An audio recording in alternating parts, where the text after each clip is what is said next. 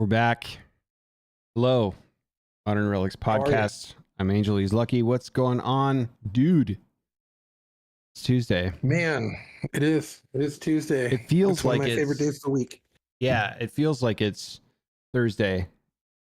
I've had already a tremendously long week over at Redacted. And yeah, it's just been silliness. But yeah, things are looking up. I may have a lead on another business elsewhere. In this business, if they're interested in talking to me, it sounds like is a privately held company, not a publicly traded one, and they're not beholden to shareholders and ESG score results and DEI measures and boards voting on stuff that may or may not matter to social impact and all the things that I struggle with where I currently work at Redacted.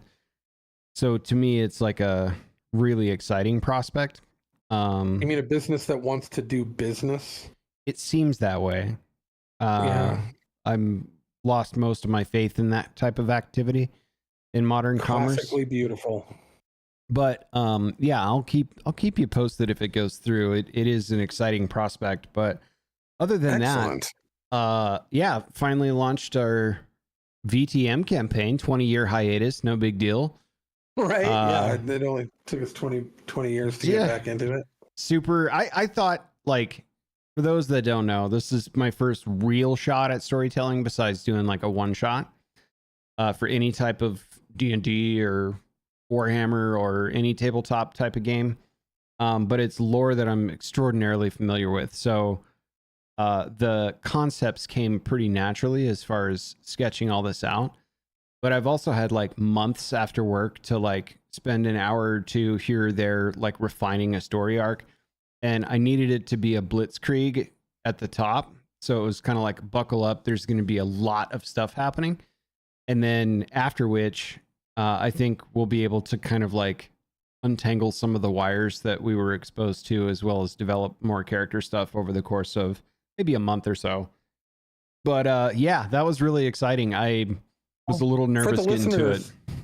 For the listeners who may not know what VTM is, ironically, we've started playing again, which we used to play when, like you said, 20 years ago. Yeah. Ironically, it is a tabletop boarding game, much like Dungeons and Dragons, but it's called Vampire the Masquerade. Yeah. And basically, it's a vampire game where you play from different clans, and there's a storyline involved, and there's rule sets and everything like that. And the irony of it is how much Angel hates the macabre, hates gore, hates horror, but is really, really, really good at this game and really understands the culture of it and all of the rule settings and all that, and really enjoys it, which is... Do you know why? No. Because I write what frightens me. That's perfect. That I think that's actually the formula for any good writer. Probably is that, yeah.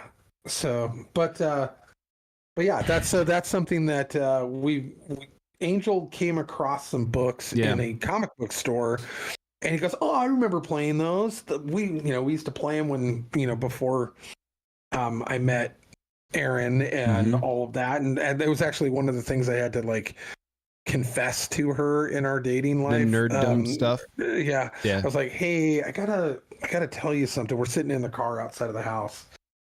I need to let you know something. And she got all worried thinking that it was something serious. Right.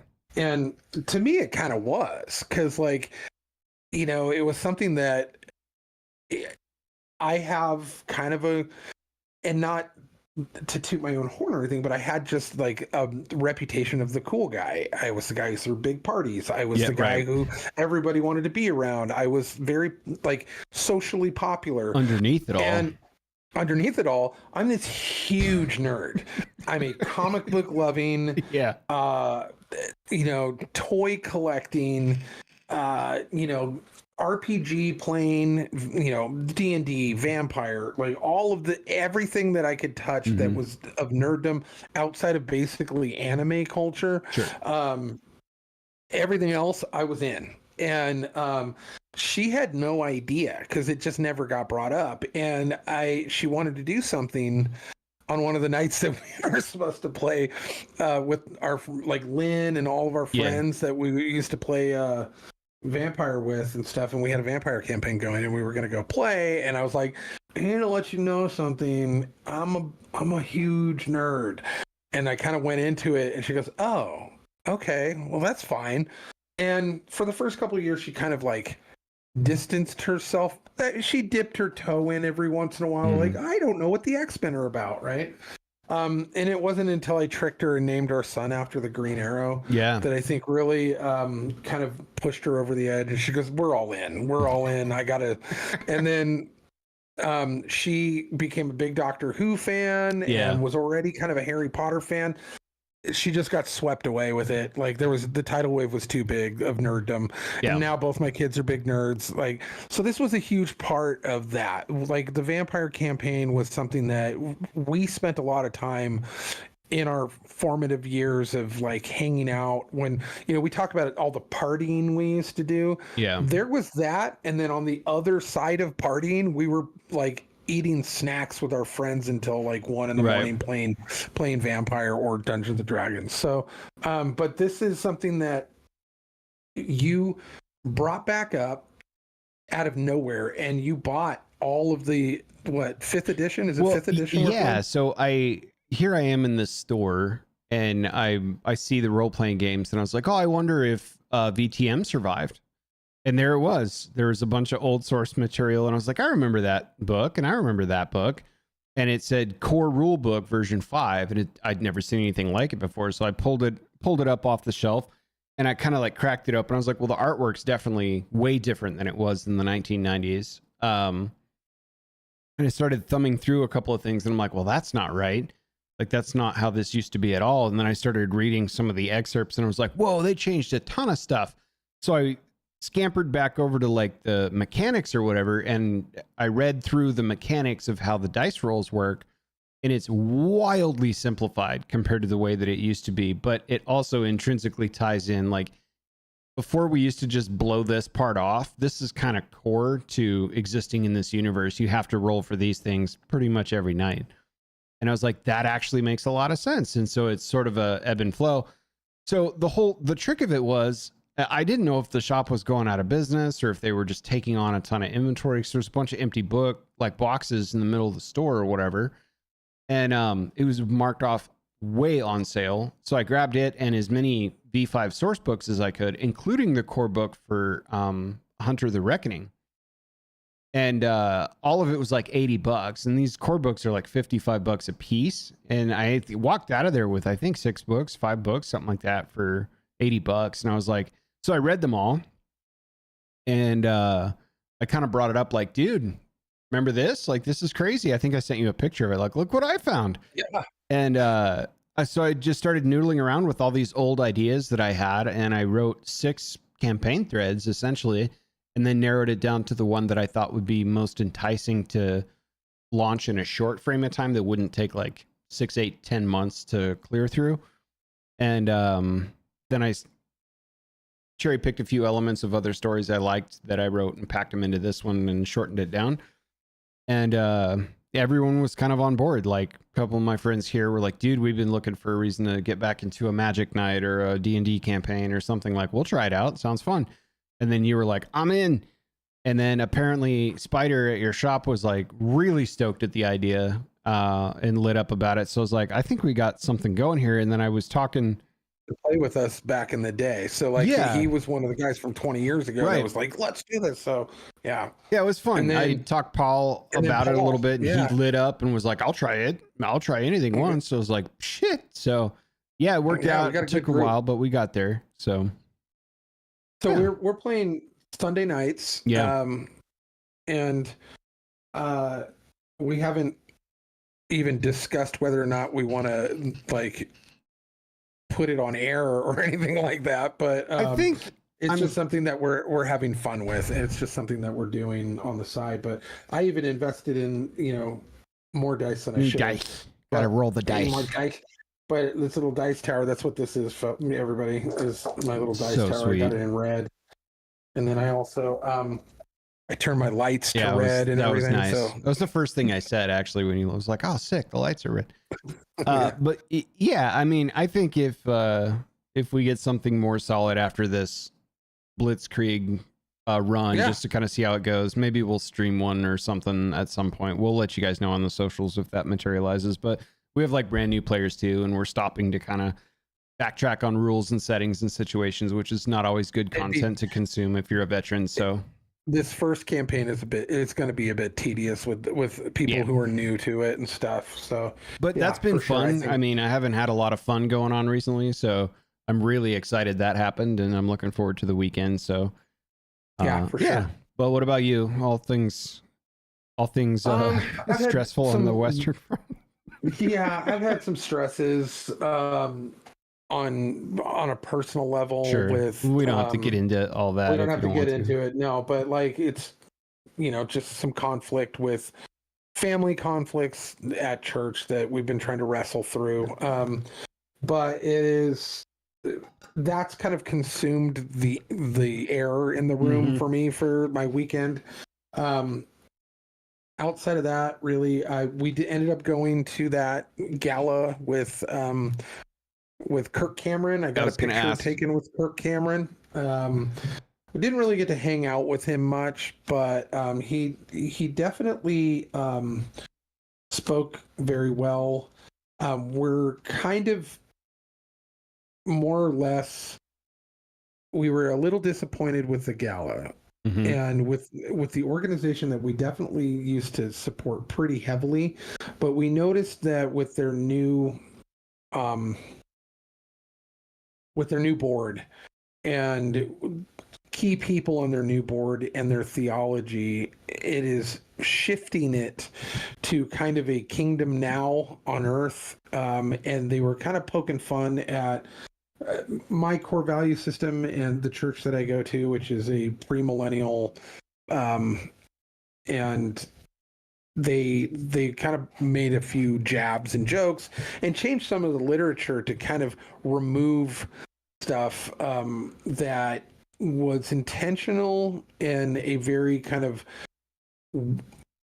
very strange way. So basically, like when you use the term Judeo-Christian, people are like, they're contradictory if you're kind of a covenantalist and a either millennial or, there's some theology backed behind it. So they just basically changed it to biblical instead of Judeo-Christian values. And it was an intentional move to kind of cater to the kind of the Groyper-esque kind of mindset. I was about to say. And so we saw that coming because they've aligned themselves with a guy out of Moscow, Idaho. He's a Protestant. He's not Catholic, but he's a big covenantalist and very anti-Israel. And his name's Doug Wilson. And he's got Christ Church down there, which is constantly controversial. And Doug Wilson was actually just on Tim Pool like on Friday. And he is a big figure in that kind of nationalist, which I'm a nationalist, but I there's caveats. And I think that the caveats are not there in this ideology. And so they are anti-dispensationalist and they are very, very kind of aggressive about it. And it seems that this organization, which is the Idaho Family Policy Center, they have not TradFam, different organization. They've got a good legal organization, but they're really kind of pushing towards that. And it turns out that apparently Kirk Cameron is too. So Kirk Cameron is kind of dropped. I mean, the guy that was literally in the Left Behind movie series right no longer believes in the rapture and no longer believes in a covenant with Israel. He believes that the church has replaced Israel. He's completely abandoned his core belief system and has adopted this new one, which was very prevalent in his speech. However, the rest of his speech was really good. The food was terrible and it was kind of boring, and they really asked for money most of the time. So, it was. You know what? It wasn't. You know what's a real good power move that you should do next time you're invited to one of these events where there's going to be a celebrity there? Have a few headshots of yourself taken in at the ready. You know, even small, like wallet size ones that you can keep in your pocket or whatever. And after you do the selfie or whatever, you could be like, what was your son's name again? It was James, right? And then just autograph one of your photos and hand it to Kirk Cameron. And then just turn around and walk away and be like, oh, okay, thanks, man. There you go, man. I hope Yeah. You know, I might actually do that. yeah, always in prayer, Lucky, and then to James or something in the corner and just hand it to him and be like, thanks, dude. And then no charge on the picture. And then you just take off. I'm going to do that on the next one. Just get a few candids of yourself that you can hand out. I've seen this done on the internet once. I did it once. It was great. I don't think it will ever work again, so I don't think I'll ever do it again. But it's one of those like sign holder people that's like, excuse me, a moment of your time when you walk out of the grocery store or whatever. Well, I live in an area with a bunch of tourism and transplants. So my de facto answer is, before you say anything, do I have to be an in-state resident to sign whatever the hell this is? And they're like, yeah. And sorry, man. And I don't even break my stride when I do it. But once someone actually stuffed something into my chest, so I signed it and stuffed it right back and then just patted them on the shoulder and walked off like they were asking for an autograph, and it worked out. They were like, so I love that. I think it's great. Like, oh, no problem, dude. There you go. Just take off. But yeah, just things to think about, you know, just kind of flip those tables a little bit. I think I will on the next one. Yeah. I'll be like, oh, he's taking a picture with me now? Okay. Yeah. What was your name? Kirk? Right. To meet you, Kirk. You know? Yeah, you'd be amazed at what carrying a Sharpie marker around will do for you in times of need, you know? Yeah. That's great. Well, we got stuff this week, man. Where do you want to start first? What sounds the most delicious thing to talk about? The most delicious thing to talk about. I think we should start off with what's going on in Washington. Let's head back to Washington. We don't spend enough time critiquing what happens in Washington State on this show. It's been a long time since I forgot it was a state until you mentioned it just now. But here we go again.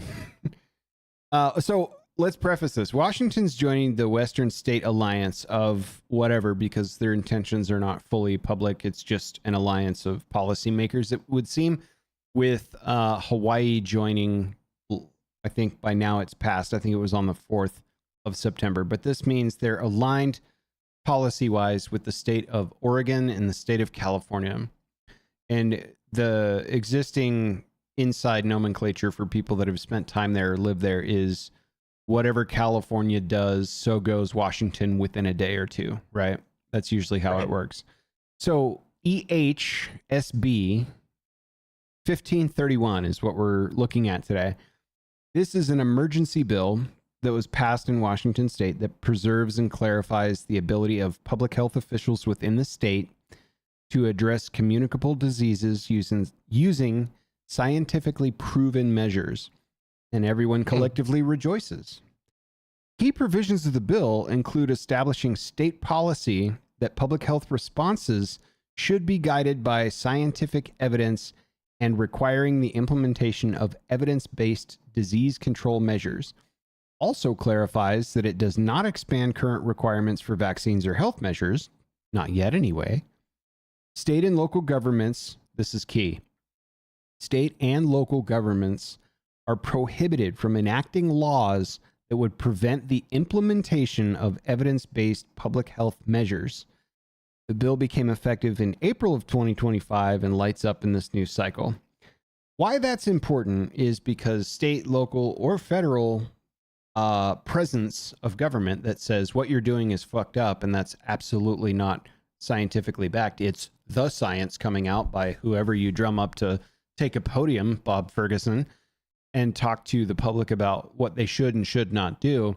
So it strips any legal recourse away from them doing whatever the hell they want, agnostic of whoever's in a position of political power, whatever the federal appointed director says on behalf of the CDC or NIH. It matters not to Washington State. They will do what they deem is scientifically backed evidence with whomever they appoint as their medical authority on the situation. And you don't have a choice anymore because that's been enacted in Washington. Now, before we get into how cool that is, I do want to point out, if we were to just say, let's go back in time and talk about COVID-19 for a moment.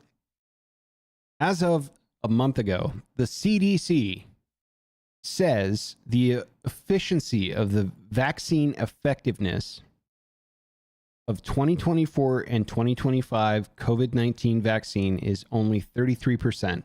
Against all COVID-19 associated emergency department or urgent care visits among adults aged greater than 18, and 45 to 46% effectiveness in the elderly,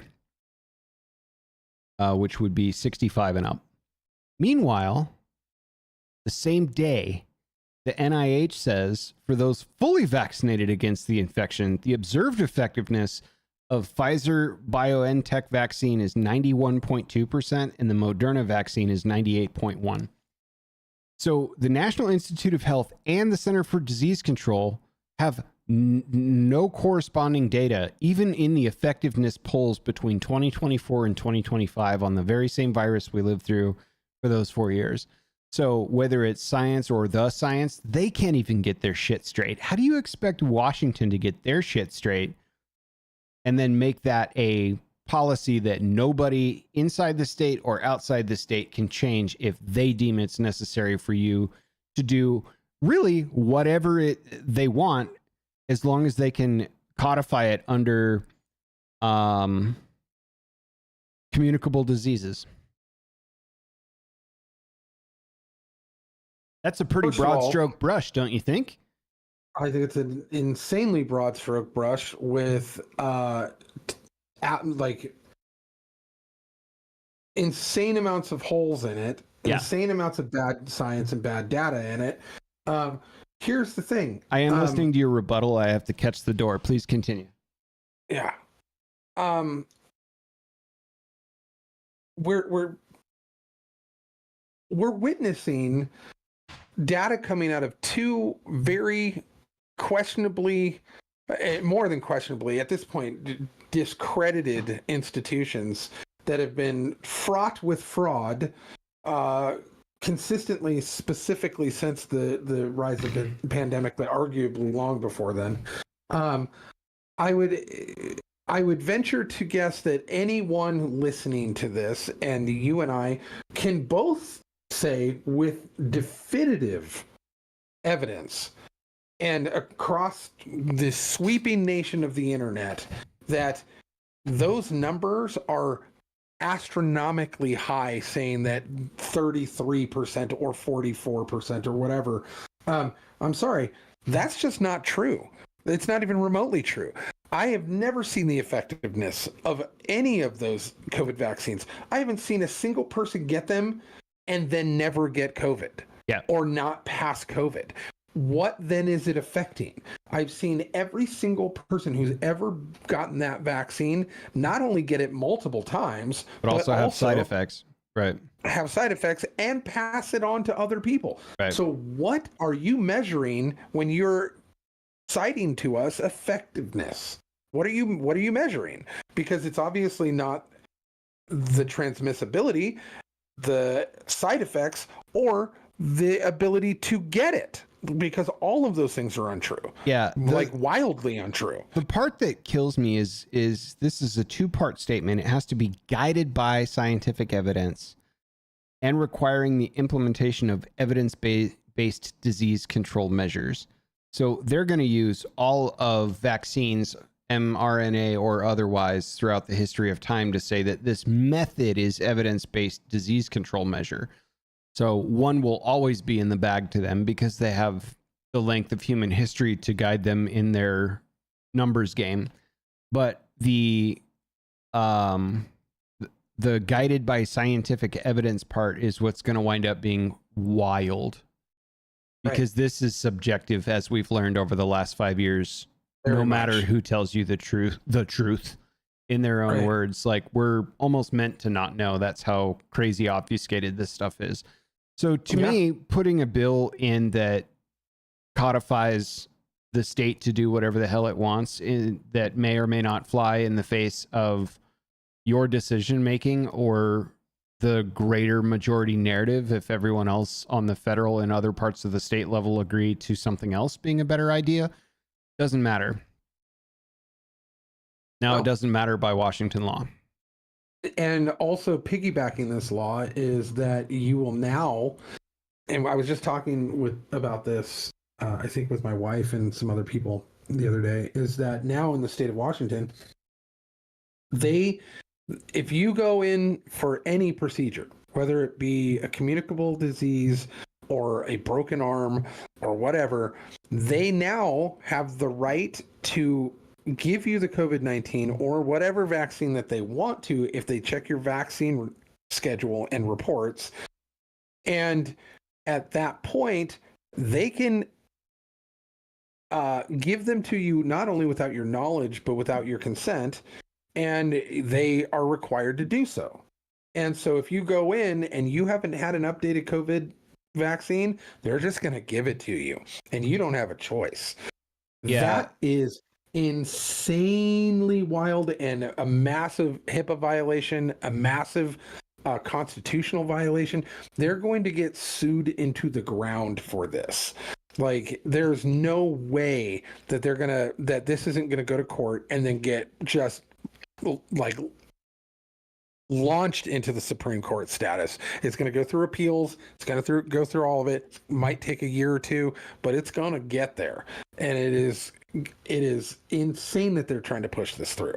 Yeah, a quick shout out to conservativeladyesofwashington.com and Conservative Ladies of America Substack.com, which is where this first hit my radar through Instagram. Someone named Mrs. Lauren Marie noted a few bullet points to exactly your point of view. What this means for Washington families is parents may not be notified if their child is vaccinated at school or by another provider. School boards and local officials have no legal authority to oppose vaccine directives of any kind. Parental consent is no longer guaranteed. Provider discretion replaces family decision making. There is no opt-out mechanism that exists under the standing order. And now this new precedent is set. The same process can be used for flu, RSV, HPV, or any other vaccine that they want. And what does no opt-out provision means? There's no exemptions. Parents can't file religious, medical, or personal belief waivers. Families can't legally decline under current state directives.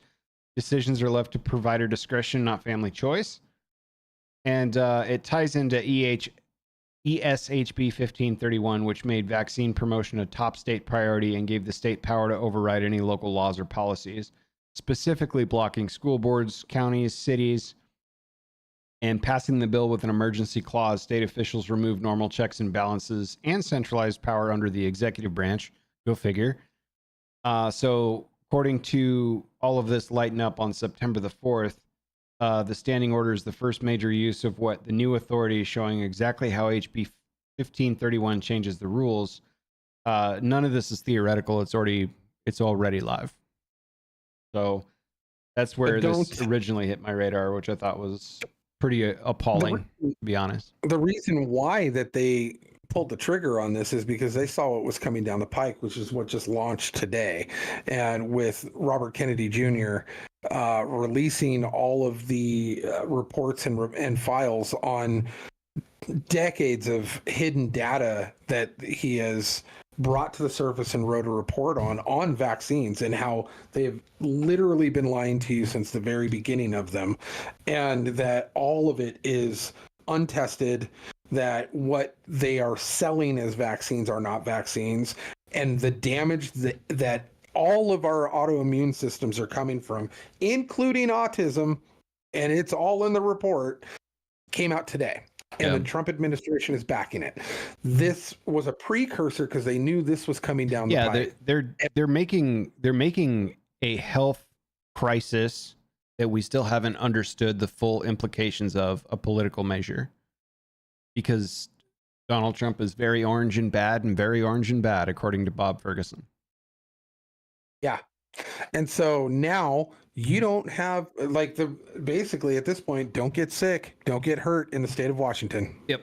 Like you don't have a choice anymore. And also your kids at school are completely left to chance. They will stick needles in your kids at schools. Like Washington has become the pinnacle of absolute medical fascism. And they don't learn, they double down every single time. And it's something that at this point, like I urged so many people, get out of California with all the weird laws that they're putting on about like dropping, the age of consent for boys with gay men and what they can do in the schools and all of the stuff that they've been doing in California. Like, I'm like, get your kids and get out of California. It's lost and it needs to crash and burn. Washington is actually at this point saying, California, hold my beer. Yeah. And it is insane the amount of media that I get sent to me algorithmically about the degradation from Burien all the way up. Like I'm just see so many crime reels that happen daily throughout there. Just the crime alone. But then the biggest criminals in the state are the ones that were elected to run it. And they're the ones who are doing as much harm to the populace as your average street criminals that I see on a daily basis. Even if you take it away from the family and the health stuff and just boil it back down to flagrant disregard for the voting majority, they have tied up in litigation every major initiative that they lost to the Washington constituency that voted unanimously against it. Think about it. Natural gas is now being banned in favor of electricity. The $30 car tabs. Fuck, dude. They voted down the Deep Bore Tunnel project like 9 straight times before they went to the state of Washington coffers to shove that thing through because they couldn't tax the Western Washington citizens out of enough money to get it done on their own. And everyone declined the bill. Every major business project, anyone that has an aversion to Metro, all of the new train lines that they're shoehorning in there. I was sent an article a couple 3 weeks ago, and I don't know the specifics, but without the premises, without ironing out what's already a several $billion bill that's going to have to come out of the taxpayers to build this new transit, basically like a rail line, like a transit train above ground from West Seattle and stuff. They have pushed past the limit of actually signing on for this thing, and they went, we think it's going to cost another like $80 million on top of what our original estimates were, but we already approved the project without actually finalizing a budget, so I guess it's just going to cost 80 million more. And that happened twice. And it's like, so just their reckless disregard for the constituency on just everyday things is now just being boomed up and up and up, where it's like a complete state controlled situation up there. And I mean, I wasn't joking when I said like I could see the chalk outline forming around the city that I lived in before I moved away. Like I'm telling everyone I can to get out of there. Like even if you don't agree with me politically, which is perfectly fine, like your health and welfare and well-being as a citizen in this country is at stake with leadership like theirs, particularly with the crime activity, but now even with vaccine mandate stuff. I would agree that I would encourage people to move out of there because you're being sandwiched with criminality. Yeah. It is literally a top layer of criminality and a bottom layer of criminality, and you are right in the middle, and you are going to become a victim of it regardless of how careful you are or how well you manage your life. It does not matter. It will affect you. It's just a matter of time. That being said, if you voted for it, go ahead and stick around. Right. Like, stay. Enjoy care. the fruits of your government that you put in office there. Absolutely. And, replacing your catalytic converter while your children get stuff pumped into their bodies that you never approved of nor knew about. Like, Well, this is and the best then, part. They shit on everybody for gasoline powered vehicles up there. It kind of forced the idea of all these accreditations they would get for buying electric vehicles and things like that. And you get some cutbacks from federal things in the Biden era. You also got some at the state level. Well, then they realized, well, not enough people are buying gasoline and we're not getting our money from the gas tax. So now we're going to tax the registration fees from the state level against all electric vehicles at a ridiculous percentage because you bought an electric car and we're not getting your money out of the gas pump. Not joking. Like, if you guys think that we're full of shit and this is all just right-wing rhetoric or whatever, no, this is all about the almighty dollar. They care not but where the wind blows on how they institute policy there. Period. Yeah. Like, it's gross. So anyway, yeah, we hadn't talked about Washington in years, so I'm glad we got a chance to visit the Evergreen State. Sorry, I promise every week we're not going to shit on Washington more, but they just keep coming at us with good content, man. They did pump into, like, this did fall right into on the same day as, the new Maha report from, the Department of the Maha Commission report from Robert F. Kennedy Jr. Like, it's a huge bombshell that is exploding all over every news media right now because he unleashed it, and it's got some pretty damning evidence across the board for a lot of this stuff, and it just seems well timed that Washington State, in a preemptive attack, decided to kind of push forward with this kind of legislation prior to this getting released. And I need to read that report and actually make notes on it, because I would love to have dedicated the whole show to this, because I think the things, at least that I was aware of that they were investigating, had some pretty strong implications to stuff that we've either suffered through or paid for or defeated in court kind of stuff. And I am very interested. But when did it come out? Yesterday or today? Today, so, yeah. And so it's a huge thing. Maha report, what does it say about autism and vaccines? Like, everyone from Newsweek to The Hill to Politico to AP to US, every person is reporting, New York Times. And you can actually read from us.gov, you can actually read the report from there, so you don't have to take a biased stance on it. You can just read what the report actually says. But if RFK is behind it, they're just going to poop on that anyway. I can't wait for the hit piece coming out from CNN and their kind on all that stuff. But anyway, I thought that was egregious. And for sure. It's live and people are starting to take issue with it, but it's already if you care about in state law. If you feel like you're stuck in Washington and you do not align with what's going on there, you have to get out. You have to get your kids and move out of there. Like, I am. For a second there, I thought you were going to say, call this number. You or someone you love. Yeah. You got to get out. Like, they can't do this to your families anymore. Like, and it's not going to get better. This isn't the end of the line. It is only going to continue to increase. So find a balance where you may be stuck there for family reasons. You may have an elderly parent that you can't abandon. Do yourself a favor. Take a couple of days and really, really look into options that would best suit your family, but do whatever you can to get out. Sell the home. Buy it in a cheaper area. Buy it in an area that is at least a decade or more down the line of following suit to what is happening to you. You don't have to go, settle in Tennessee or Texas or Idaho or anything like that.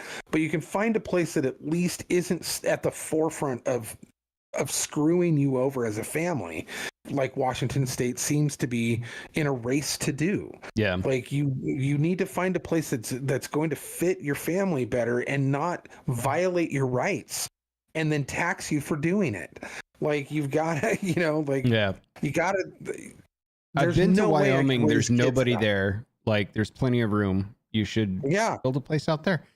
No, I think like if you have the money to do even further than that, get out of Washington State, go somewhere for a long weekend that's outside of the state.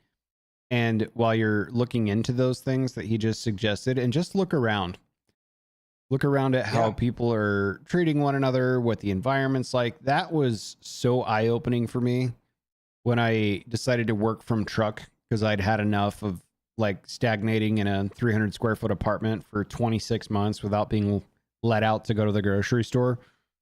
I just took a drive. I made it all the way out to Texas and Oklahoma and stuff while I was trying to like I've got 1 year to make a plan from this point. What's it going to be? It was eye-opening. Like, oh, there's a world outside this bubble, this craziness. So really, if you can, change the scenery a little bit when you start looking into that stuff, and just observe at what you see and see if it's something that feels better than where you're at. That was pretty eye-opening for me. Anyway, Washington, good times. They're the best. Yeah. What else you got? You have a 2A thing.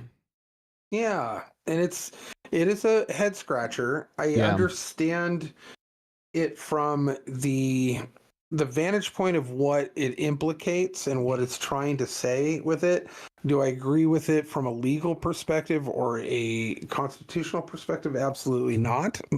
But I understand the picture it's trying to paint. Yeah. And this is from CNN. Trump DOJ is looking at ways to ban transgender Americans from owning guns, sources say. Now, what this means is because of the now probably 10 plus shootings that were mass shootings in that are connected to somebody who is from the transgender background that have happened recently. Most specifically, this is being triggered by the Minneapolis one, Catholic church shooting, right? Yeah. And so the Trump Department of Justice is kind of batting around an idea of basically taking the idea of transgenderism and reassigning it back to its original DSM qualifier as a mental illness, as body dysmorphia, and that it is actually a mental illness, and then applying the idea that we should not allow people with mental illnesses to have guns. And I think what they're doing is philosophical. I think they don't actually think that they're going to be able to get away with this. And that's not really the intention anyway. I think the intention is to basically paint a picture to pigeonhole that community that has waffled back and forth on what they truly are, much like the concept of men and women. They want to live in the gray, and they don't want to actually define anything. And what this does is it forces them to define it. At the same time, having the left defend the Second Amendment while doing it. And I think on its philosophical level, it is kind of a genius move. But on a constitutional and legal level, they'll never, ever be able to even get the first foot in the door on this. And I wouldn't want them to, because I don't agree with the idea that if you have a mental illness, that A, they're all the same, B, that anybody selling a gun has the faculties or the ability to even check on that or register that, or but I don't know. What say you? I know you had some opinions on this. I'd love to hear them. So just to formalize what we're talking about here, because there's a bunch at play. There's reports right now of the DOJ that has internal deliberations. This emerged this week following a fatal church shooting in Minneapolis carried out by a transgender woman. So, a few bullet points to consider. Existing federal law says current federal law prohibits a gun possession for an individual who has been, and I quote, adjudicated as mentally defective, end quote, or committed to a mental institution. A judge has to make a determination. Bullet 2, exploiting existing law. So officials are reportedly debating on whether to have gender dysphoria, which is what this used to be a medical diagnosis of, to qualify as mentally defective, essentially. Like, is that enough of a provision, though it falls under the existing federal law? Because that would be the exploit that they need. So the two pieces of just those first two bullets, I don't care for. On the one hand, a judge has to ascertain your legal status against the United States Constitution if you're a citizen regarding your constitutional rights. This one particularly targets 2A. The second one, recategorizing, and then basically where we're going to go with the discussion is giving the pen and power to the medical community on what mentally defective means, because transgender could be just as bad as depression. They're both mental disorders, according to this doctor. Like, this is a snowball effect we don't want anywhere near the Constitution. So it's not the idea that if you're transgender, you can't have a gun according to some, but it's exactly what it's stating according to others. And the reasons for that are on the social layer. They want the Dems to either defend 2A or defend transgender people because they have to pick a side, essentially. From a constitutional perspective, I think this is a pretty egregious miss by the right to even suggest such a thing, because it dilutes who has power to negotiate the Constitution and not just the Supreme Court. So bullet 3 is the agency authority. Under the plan, the DOJ may seek to use its rulemaking authority to declare that transgender people with gender dysphoria, which is what this used to be called, are mentally ill and could lose their Second Amendment rights. The last bullet is the mental health context. The discussions of a broader, actively evaluating options to address the violence from individuals with specific mental health challenges is what's really being discussed. Honestly, like, we have a federal provision to take your Second Amendment right away right now if you're mentally defective that has to be issued by the court. And the only way that the court doesn't need to get involved is if you were committed to a mental institution. That's sort of the automatic entry to losing your 2A right. Whether or not gender dysphoria is the sole reason behind all these shootings or not, the other bigger question on a social level that pops up in my mind is, should we be blaming the guns? Should we be blaming the individual? Well, if it's the individual, then how do we subcategorize that? Is it mentally defective, which there's already a provision for? Is it something else that we don't have strong enough background checks against? Well, if it's mentally defective, how do we parse that out? And do you see where this crazy fucking slope of bullshit is going to start falling down, where they're finally going to crack through and give somebody else the right to adjudicate who is and is not constitutionally allowed to own a gun? That's the part that kills me. Administration change. Exactly. Like an administration change, all of a sudden, anybody who voted for Trump could be considered mentally defective. Right. And therefore, according to this rule. And yeah, it's a zoo. But then you'll get the defectors who say this is the old trope of not wielding power when you have it. When you're in control, right, the left will always wield it. Whenever they have it, they will always come at you with, and will always wield their power and chop at the tree of liberty and chop at conservative values. Insert our former story right here. Right. Yeah. Right.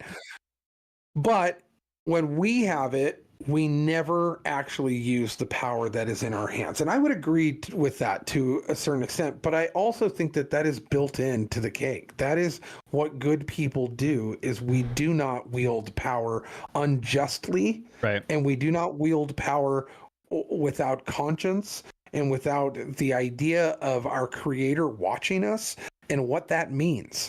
Now, do we lose some battles for that? Yeah. And the roll is slower. We end up rolling things out slower because we do it with conscience, and we do it with the idea of the least amount of harm in that regard.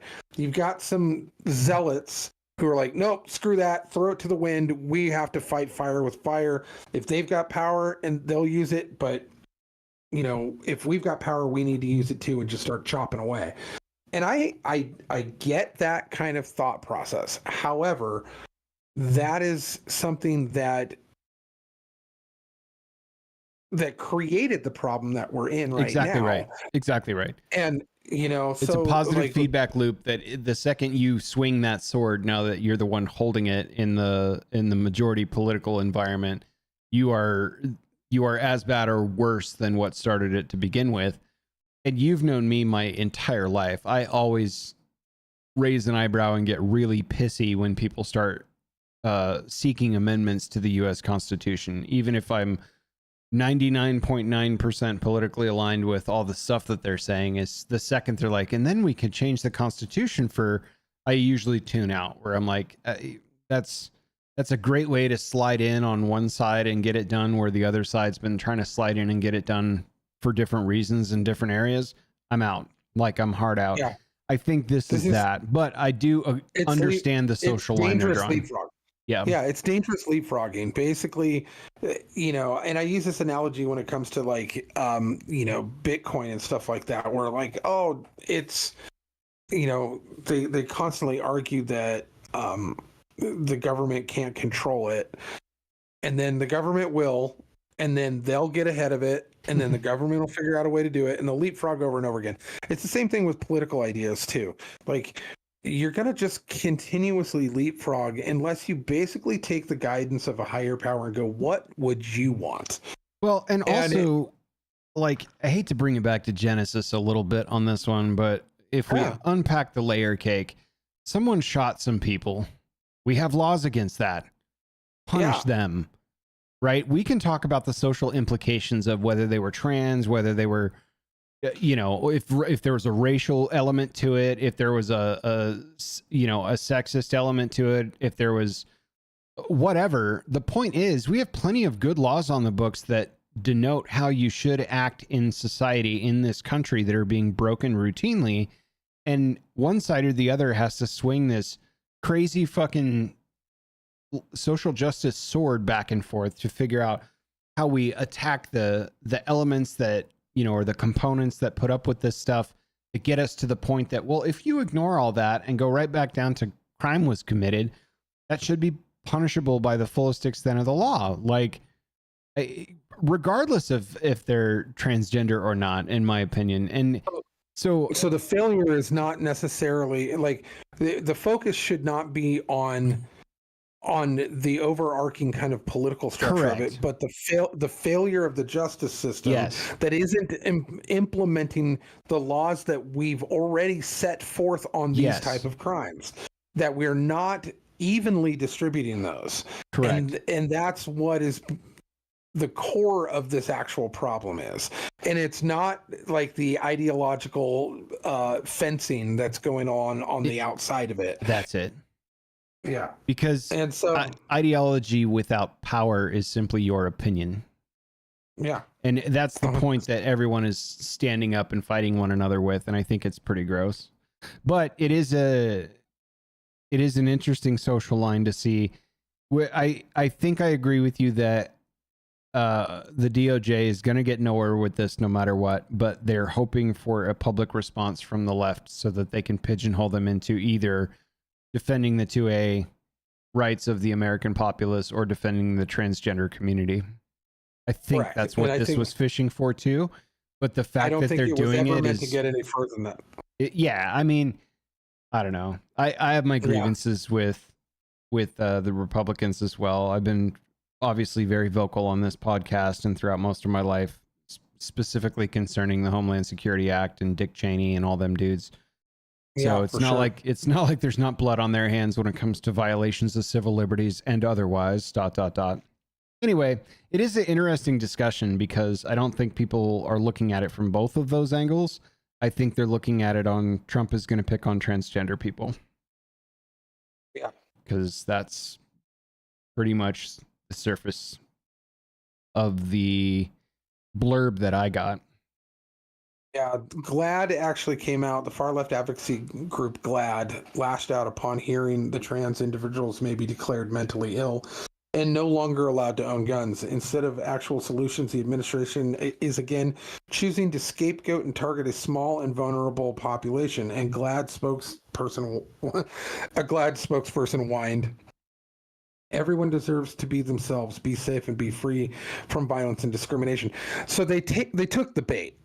Yeah. You know, and so that, I think that's what this was just to elicit these type of reactions from like organizations like GLAAD and stuff like that, so that it would be in the public sphere, so that they could have a conversation about it for 2 or 3 weeks and figure out how to then categorize it for a weapon to use later. Right. And frankly, and other arguments. Nothing happened to gender dysphoria. It's just not socially acceptable to call it that anymore, but it's the same thing.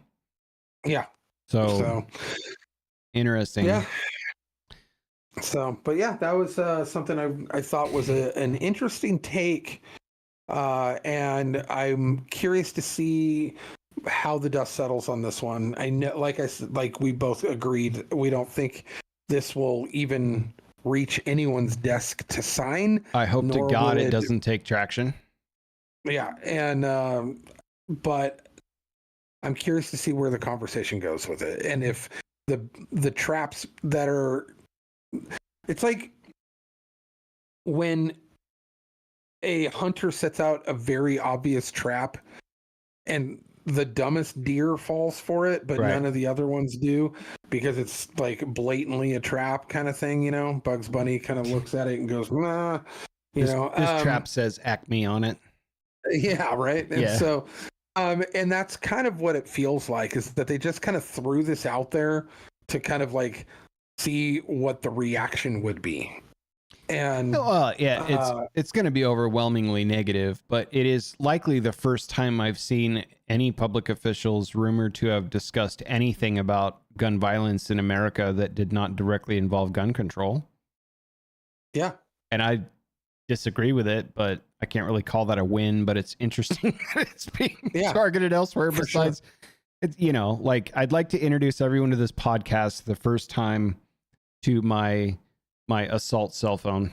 Just wanted to let you know that I too can imbue an inanimate object with malintent. So there's that. Just think about that next time you call something an assault rifle. If I'm being honest, I've probably assaulted thousands of people with this thing. This can probably do more damage en masse than anyway, I'm going to stop there. Philadelphia. There was a baseball game. No, it was actually not in Philadelphia. Oh, it was a Phillies game. Where was it at? It was in Florida. Okay, there you go, Florida. Yeah. So it was at a Marlins game. Yeah. And Philadelphia was playing Marlins. And man, jeez. Tattoo Girl was there. The Coldplay played a concert, and a couple got caught cheating. Mm-hmm. No. That was in the past. This is actually the new thing. Yeah, the new thing, and it is Philadelphia Karen. This thing that literally overtook my entire feed for 2 days. I mean, the memes were beautiful again. They people get real creative when one of these like kind of social hot button stories. Yeah, the internet is fucking they're flawless victory as usual with the memes. Yeah. But so just to catch everybody up, if you've been literally hiding under a rock for the last couple of days, at a baseball game, a family for a kid's birthday, were sitting in the center field seats, kind of waiting for a home run, and one of the Philadelphia players hits a home run out to center field, and the kid, Lincoln, his dad, went running over, and it landed, and I've watched the video dozens of times. There's no way that anyone could have taken claim that this guy took it from them. Now, he did come like 10 seats over, but everybody does that. You see a ball going. It didn't. No one caught the ball. It went in under the stands. There was a dash of folks going after the ball. But yeah, and a couple people were close to kind of grabbing at it, but it was definitively this dad grabbed it, and no one touched it. No one else was there. He was the one who got it. It didn't bounce literally off of you can anybody. see people being like, and then they like give him an applause anyway, and he like hands the ball to his kid. He walks back to his kid and puts it in his kid's glove, and then within seconds, this woman who has now completely destroyed any movement that the short-haired Karen community has made in reversing this stigma that they've carried for the last half decade or more.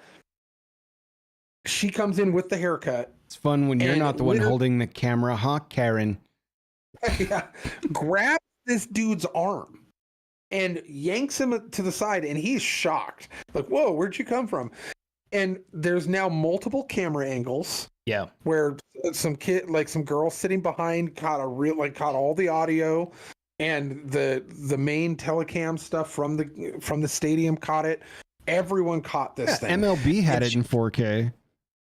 And she's sitting there telling him, "That's mine. You stole it from me. Give it back. That's my ball. You took it from me." And the dad, who's kind of being, there's a kind of an argument to be had and it is being had online of whether or not he did the right thing by taking the ball out of his son's glove and giving it to the lady. Some people think that it was super weak of him, and he showed that his like Matt Walsh did a thing about like how like it showed your kid weakness and your kid is disappointed with you for doing that. And then also there's the other side that says like you showed your son that it's the right thing to do and not to like make this is not a hill worth dying on. Right. It's just a baseball, and like you shouldn't like fight people physically in a stadium over a baseball kind of thing. That's not civil. This is the civil thing to do. Right. And just let her go be, so she grabs the ball and then like saunters like all saucy like over like, "Ha, got my ball." She proceeds to get booed by everyone, and she stands up and starts flipping people off while holding the ball all over the place. She is like flaunting she got it. She's pissed that everyone's mad at her. She ends up getting booed out of the stadium. She ends up leaving. They boo her right out. Now, the Marlins organization saw all this going down, and whoever's in charge of their PR did a really wonderful thing and sent a lady down with a giant gift bag of Marlins gear, basically. Yeah. Like, hey, man, and you didn't get the ball, but here's the best we can do. Sucks. Yeah. And then the guy who hit the home run actually got in contact with them and had them come down to the locker rooms and actually gave him a bat and signed the bat, and they got to meet him, and that was really cool. And then on top of that, another guy tweeted, some CEO of a company tweeted, "Hey, I saw what happened. I would like to pay for your family to go to the World Series on my dime. And also, here's a Winnebago." And gave them a Winnebago, right? I think he was the CEO of a Winnebago sales company, but yes. I would imagine, yes. Yeah. So, but this guy, advertising while he's doing it is great. That's a W. Yeah. Yeah. So, but this kid made out. Everything went really well. That lady woke up the next morning as the most hated woman in America. Yeah, she did. And everyone was on the hunt. Everyone was on the hunt to find out who she was. And her face was everywhere because she didn't hide it. There was plenty of easy pictures to see her.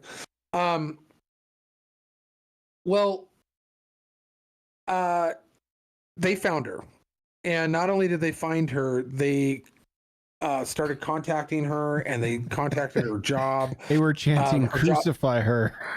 Yeah, and her job actually saw what happened, and she was ironically a head administrator at a New Jersey school system. Yes. And she ended up losing her job because of it. And Well, this is also not the first time this behavior from this individual, Karen, has manifested such. So I think they had a wealth of evidence to be like, maybe That you're is not the correct. most stable person to be around the kids.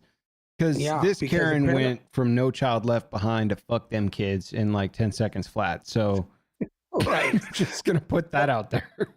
Yeah, so apparently a week previous to this, she had also attended a concert locally to where she lives. Yeah.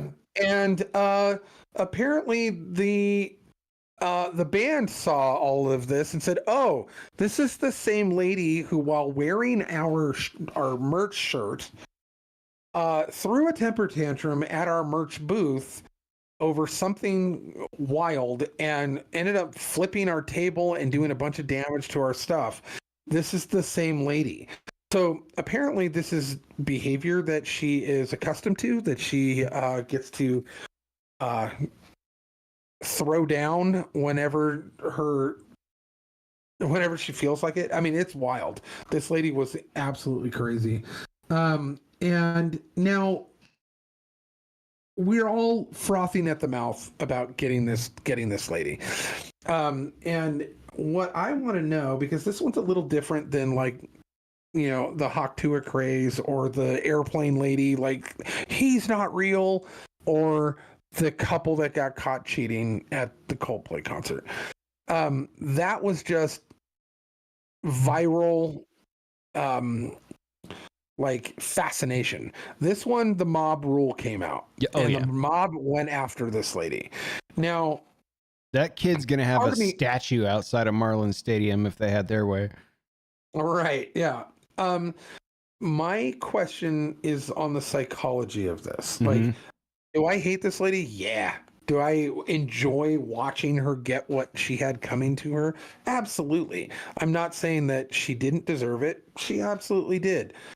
But am I okay with this level of internet, like global or at least national mob mentality of go get her? Does she deserve it? Does she deserve this level of it?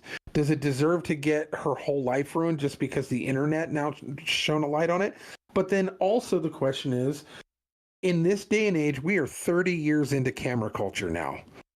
We are like, how are you still making these decisions in your life that you're actually allowing yourself to be filmed in a public setting, acting to this degree where would not be acceptable even if no one else saw it?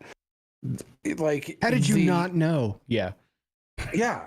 And that you didn't think that this was just going to explode in your face. Like, are you that like low IQ that you just could not see that the world was going to turn you into the monster that you were? Mhm. Like, so I'm kind of in a weird spot where I'm like, she deserved it. However, I'm not comfortable with the idea of a whole person's whole world getting turned upside down because of this mob mentality of going after somebody. But she deserved it. But also, she was so dumb to do this in public, in camera culture, internet culture, that is going to make a star out of you if you go, you know, world star on how it used to be. Yeah. And you decide to make a fool of yourself, and you can't control your own behavior, and you feel entitled, and somebody catches it on camera because everybody has a camera now, and you did this in a public forum after a home run. You know the cameras are watching you, and how are you not? Like, it was just wild. So I'm kind of in a catch-22 on how I feel about this. I don't like the psychology of mob rule. I don't like the idea of a punishment that outweighs the crime. And is that this, you know, did she deserve all of it? Did she deserve, like, literally having to go into hiding, basically? I don't know. I think that she's an awful human being, but I would love to hear your take on this, because I thought this was a fascinating story that I literally watched all day for the last couple of days. So on the one hand, like, is this the anti-cancel culture type of sentiment on that vein? I think secretly, whether you agree with me on anything or not, we probably, whoever you are listening to this, definitely agree that we're tired of Karens just getting away with whatever the fuck they want. Like, you have no business coming up and getting into my shit because you have a problem with something. It's your problem. Leave me alone. Right. The antithesis of the situation at hand.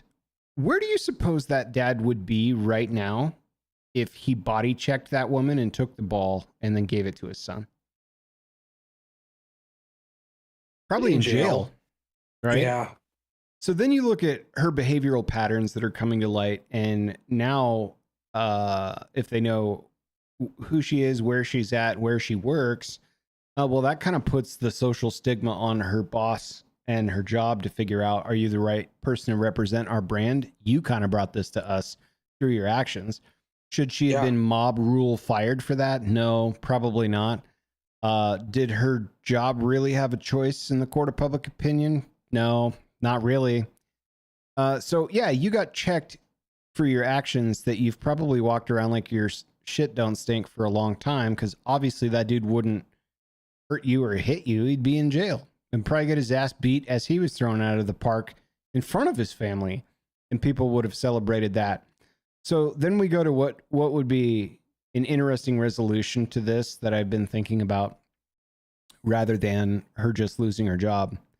So there's this guy, Dr. Jordan Peterson, and he was very vocally outspoken against Canada's Bill C-16, which by law would compel speech to call somebody by their preferred pronoun. Not that he had a problem with doing that if somebody personally asked him to. It was the polite thing to do. It's the fact that compelled speech had entered the Canadian lexicon of law and rule that he was like, this is a dangerous game that we're playing. So, as it turns out, the College of Psychologists in Canada revoked his clinical practice license until he completes a training course on how to behave himself on the internet for basically what Americans would consider free speech opinions on social media sites like X and otherwise. So love Jordan Peterson or hate Jordan Peterson, he doesn't get to practice clinical psychology in that capacity until he completes mandatory retraining, which is what I think Karen should have done to get back to work. Yeah. No expiration date, no laws against what defines a success criteria for such a retraining. Can we study a curriculum that doesn't exist by the college of your peers? I think they should have done the same shit to her. And then she just would have been on unpaid suspension from that until she figured out how to reintegrate with society, specifically children, without acting like a fucking asshole. So that's what I would have done. But I'm not in charge of the world. I do disagree with mob mentality on all this stuff. But I know we're all secretly kind of laughing at it like, fuck you, Karen. Like we've all had to deal with a Karen. So I get why we're charged up about this, but make her go through social retraining in order to keep her job instead of just firing her, since that seems to work for other people we disagree with on a societal level, right? Well, if you even had a whisper of sympathy left for this woman, let me read you the statement that she came out with, the official public statement that she came out with about this incident. Yeah. And let's see if you still have that whisper of sympathy. Okay. I apologize for my actions at the Phillies game. That's not who I am as a person. By the way, no punctuation. She's a school administrator. But the reaction to what happened has gone way beyond reasonable. Yes, I got the ball. Yes, I kept it. That's how it works at the park. I know some people wish the kid got it instead, but it is still just a baseball. He did get it. His dad handed it to him on camera. Yeah. He got the ball. This isn't life or death. It's a game. Unfortunately, because of the online mob, I've even lost my job at the school I worked at, which shows how out of control this has gotten. I regret flipping people off in the stands. It was a reaction to the constant vulgar and disgusting comments being yelled at me after I got the ball. I teach my students to stand up to bullies, and that's what I did. And to be clear, anyone sending me nasty messages on my personal Facebook page should think twice. Harassment, slander, and threats aren't free speech. And I feel threatened. They can and will carry legal consequences. Anyone who continues will be pursued with legal action, and you know who you are. I left the game with the ball, and that's all there is to it. That was her response to very heartfelt toward the kid and the dad that she accosted to get quote unquote her ball back. Well, my takeaway is an extreme lack of accountability, followed by the veiled fact threats. that she's flipping the script and saying that that other people were bullying her. I would see it as the crowd stood up against the bully. She was the bully in this story. Big time. She doesn't see it that way. The dad didn't come up to her and yank her by the arm and demand the ball back. That's not how that worked. Right. She did that. I regret people, flipping people off, but there's an excuse for it. I had a reasonable right to do that. Right. I teach my kids to stand up to bullies, and that's all you people are. Yeah. And guess what? I still have my ball. Yep. And if you come at me, I'm going to come at you. Like, man, there is nothing in this that is reasonable. No. That is self-reflective. That is. So, you know what, lady? Mob rule. You get it. And you deserve every bit of the mob rule you get. Like, how dare you do what you did, but then double down with a message like this? Yeah. Like, you're going to have to move out of the country. Like, no one's going to hire you. Like, do you realize you'll never be able to attend a baseball game again? Like, the Phillies are going to probably put out a statement that says, we don't take her. She's not one of ours. Right. Like, and the Phillies are horrible. The Phillies have a horrible fan base. They're known for being the biggest jerks in all of sports, like, across the board. I was about to say, thank God that didn't happen at a Phillies home game, because Philadelphia fans, football or otherwise, baseball, they're vicious folks, man, when it comes to their sports ball. Yeah. I've seen it. They would have. Yeah, they would have gone after her. I mean, she's lucky she was in the soft territory of Florida. Right. Where she could get away with behavior like that. In Philly, she would have lost some teeth before she left that, that stadium if she had tried to pull that off. Just unreal. So, man, yeah. How stoked? My sympathy waned after I read her. I was like, oh, okay, never mind. How stoked do you think the exactly MLB is, though, that they're getting notoriety of any kind? Like, people are talking about baseball. It's trending.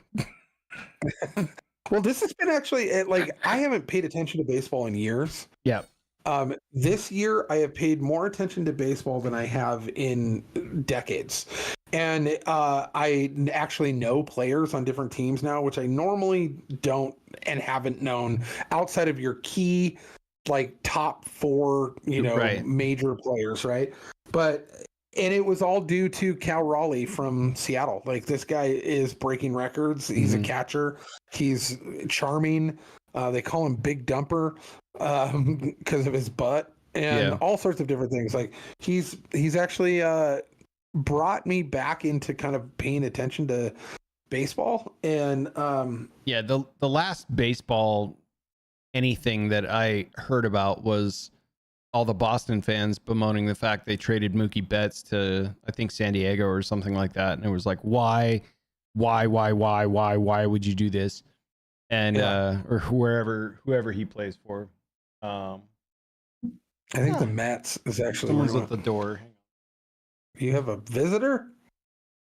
So, but yeah, baseball was the sport I loved as a kid. I played a lot and played until I was 19, loved playing baseball. And I followed it pretty heavily from the time I was probably 10 on. Like, I loved baseball cards and all that. And followed all the players. And it just, when I had kids, it just kind of died off, and I just did not pay attention anymore. And but this year there's something about this season that just kind of grabbed me again, and I started kind of watching clips of it and watching different things. And door-to-door salespeople are the best. oh, nice. Like, please stop standing on my door. It says no soliciting everywhere you look. Oh yeah, it does. I'm like, dude. Anyway, we're just gonna have a squirt bottle from now on and just start hosing them down. Get out of here! Get! You should have one somehow put above your door that you can control from your seat there, and then just have it just spritz them. And then you can just say it from the microphone from the ring cam and just go on now, get! And just or spritz them. Like, what is it gonna take? Like, start answering the door nude? I don't like. Go away, please. Anyway, yeah. Sorry, I was at the door. I don't know. Baseball lady, fun times. Yeah. But that was quite an interesting story that really took off. I mean, in my social media feed, it was every other story. My favorite meme was seeing somebody had digitally grafted Elizabeth Warren? No, Smeagol from Lord of the Rings. She was doing the Mike Precious with the ball as she like sauntered away with like big eyes and everything. Precious. Yeah. It's like, dude, that's funny. Quite a few really great memes that went around. So, but yeah. So, we'll see. We'll see. See how the cookie crumbles for this lady, because I don't think she's out of the woods yet. Even if the story dies, she's probably got months and months of trying to figure her life out again, because she literally woke up as the most hated human being in America. Like, and honestly, like, if somebody stole your purse, go get them. Like, it was a scramble for a baseball at a baseball game. Like, it was probably that kid's birthday. Like, it was. Fuck off, you know? Like, it was his birthday. Is that worth all this? I don't know. Apparently to her, well, there's no responsibility involved. The golden rule in baseball is that you hand the ball. Like, if you get a ball and there's a kid nearby, you hand the ball to the kid. That's just the golden rule. Everyone knows that at any game you go to.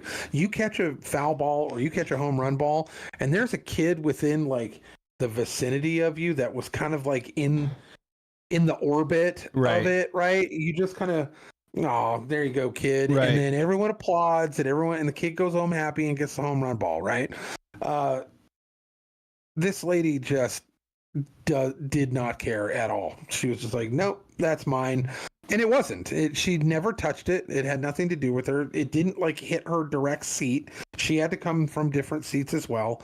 Like, he came from further away, but so did probably 8 other people. Right. So like it was crazy. She just doesn't get the etiquette, and doesn't care to. And then just she's the screaming